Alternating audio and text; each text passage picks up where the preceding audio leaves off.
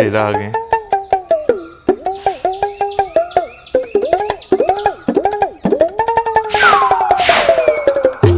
क्यों? हम लोगों के होते हुए महादेव का जीवन अधूरा कैसे हुआ रे? क्या हम उनका ध्यान नहीं रखते? क्या उनकी सेवा नहीं करते?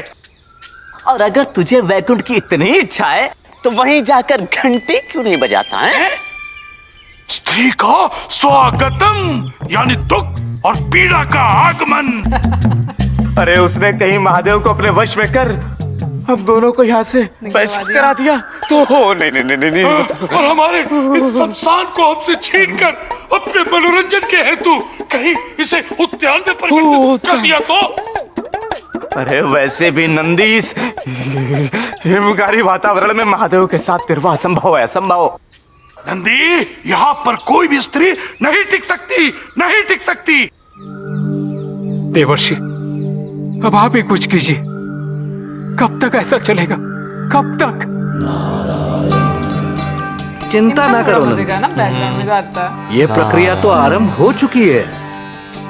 अब तुम्हें, मुझे या और किसी को कुछ भी करने की आवश्यकता नहीं है। जो भी करना है देवी सती ही करेगी। नारायण नारायण। बोलते भी अच्छे हैं। स्माइल भी अच्छी करते हैं ना। कितने प्यारे सजाए हुए हैं ना। शॉर्ट भी बड़ा अच्छा दिया। किस हो गई है।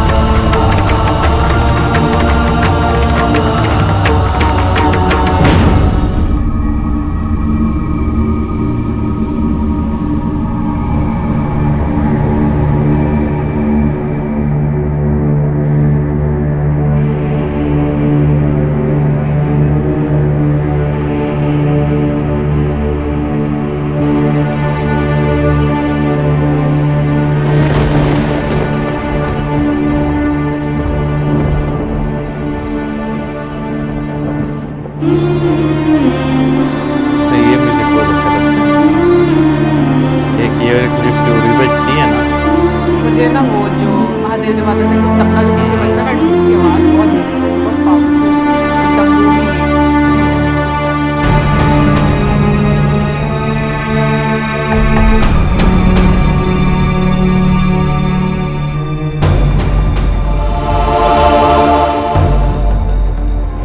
ये क्या हो गया है मुझे? वही आकृति, उन्हें शिव का स्मरण नहीं। मैंने तो पिताजी को वचन दिया है कि मैं शिव का विचार भी अपने मन में नहीं लाऊंगी। वचन पर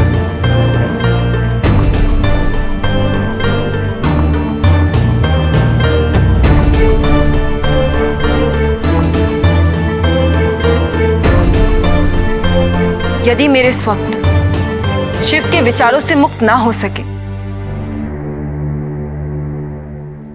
तो मैं अपनी निद्रा भी त्याग दूंगी। जान मेरा ख्याल नींद मेरा ख्याल है। हाँ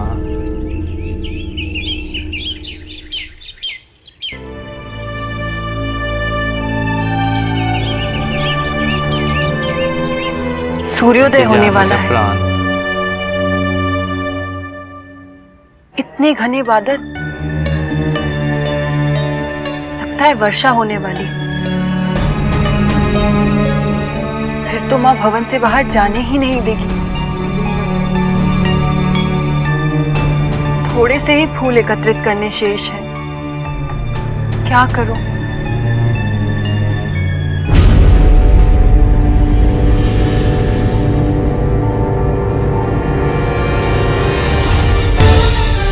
निकल जाएंगे बारिश में।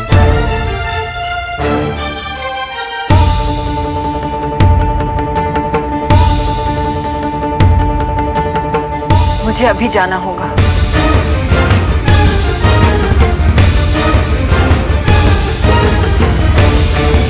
मुझे शायद अच्छा लगा।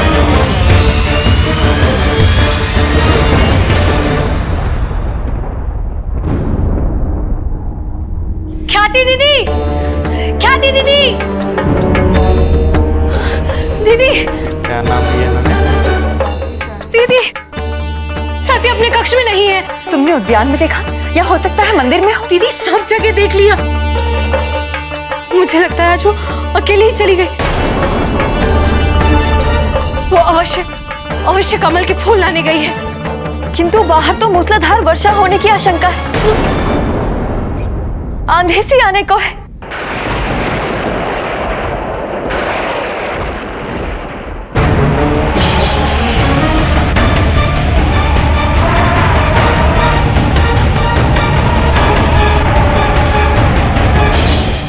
हमें शीघ्र कुछ करना होगा, वरना सती इसे अकेले। तुम ठीक कह रही हो अदिति, हमें शीघ्र ही पिताजी को बताना होगा।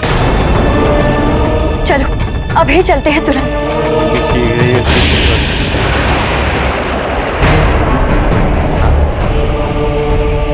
बताइए।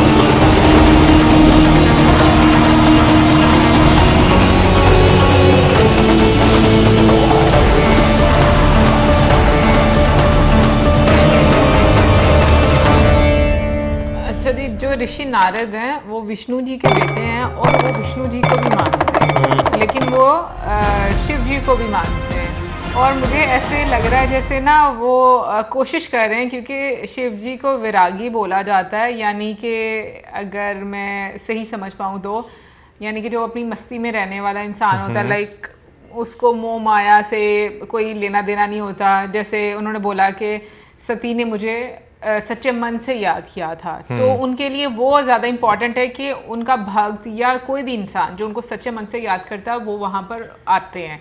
इसके अलावा उनका कोई उनमें इंटरेस्ट नहीं है, जहाँ तक उन्होंने मतलब मुझे लगा। बिल्कुल। वैसे जो देव ऋषि हैं वो कोशिश ये कर रहे थे कि किसी तरह जो है ना उन्हें प्रसन्न जो है वो किया जाए, क्योंकि वो देखा जाए ना जो उनका एक बोलने माया का लेकर आ रहे थे उनके हाँ जो एक तरीका था वो इस तरह का था। लेकिन आगे से जो है महादेव जी जो है वो नहीं हुए, वो रिस्पॉन्ड नहीं किया, क्योंकि वो जो है वो कह रहे मैं खुश हूँ अपनी जिंदगी में जो है।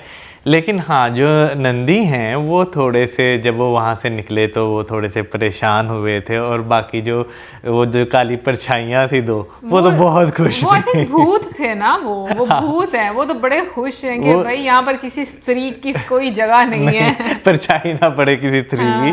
लेकिन ऑन दी अदर साइड अगर देखा जाए तो भाई जो सती जी हैं बेशक वो अपने मन में विचार नहीं लाना चाहती जो भी है, लेकिन फिर भी जो आपकी किस्मत में चीज़ें लिखी होती हैं वो होनी तो होती हैं ना। अब देखें वो उनके ख्वाब में आके जो है वो उन्हें दर्शन दे रहे हैं। वैसे वो वहाँ पे आपने बात सही की थी कि एक साइड जो है वो डार्क जो है उनकी नज़र आ रही थी, तो वहाँ पर भी वो यही बात कह रही थी कि मैंने अपने पिताजी को वचन दिया है कि मैं कभी नहीं सोचूंगी अगर ज़्यादा भी हुआ तो मैं अपनी नींद को त्याग दूंगी। मुझे वैसे यही समझ लगी कि उन्होंने यही हाँ, कहा मुझे भी लगा कि सही कह रहे हाँ, लेकिन